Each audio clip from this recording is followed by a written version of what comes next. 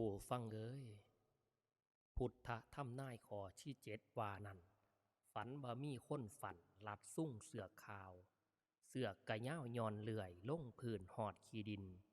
เธอกะยินดีฝันหันเอาอยู่ไวไวหมาอีแดงอยู่ไตผัดกัดเล่นบ่เหลือย่อนลงไปกะบ่ได้ผัดกัดนำกินน้ำเธอกะทำเพี้ยนโอดสิบ่เศร้าทางฝัน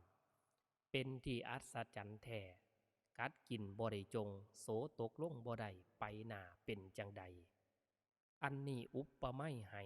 สุบินมหาราชศาสนาของเฮ้าพระพุทธเจ้าน่านลำจังสิเห็นขั้นหากเลยลวงเข่า2,000ป่ายจังสีแมนมันสิเกิดเดือดห่อนนอนนามกะบ่เย็นความฝันนี่เปรียบใส่ภรรยาเขาจักเป็นโจล่าหลักท่อมผัวสู่ผัวเป็นคนหาใดทั้งเมียเอามาจ่ายใดทอใดกะบ่อันฟู่ขึ้นดังโพนเมียหักเป็นโจรหายขนเอาไปใส่จ่ายขนเอาไปอยู่เรื่อยให้ซ้ายสู่ผู้หลักสู้มั่นหักเอาไปท่อมสู่มัดถูสาโหดโทษพ่อเจ้าเล่นสู่หาใดกะบ่เหลือเอาไปเล่นโบกเบี้ยไพ่พองให้โล่ทั้งบัดเบอร์คู่สู่แนวหาเล่นเมียหากเป็นไปแล้วบ่มีแนวสี่ข้างไทยผัวหามาใจเมียผัดใบหลักนี้แม่นสิมีตั้งลานกะบ่อยู่น้ำโดน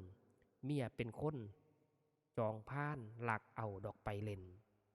มันสิเหลือสังใดพ่อไพ่เบียบาทมันหากขาดพบพ่อเมียช่อหลักผัวเพิ่นให้กลัวเก่งยานเมียพ่านใจถอยพ่อแม่เอ้ยทางผัวเป็นผู้หาทางเมียเป็นผู้ใส่หาใดกะบ่ยั่งสั่นแล้วพ่อแม่เอ้ยผู้ฟังเอ้ย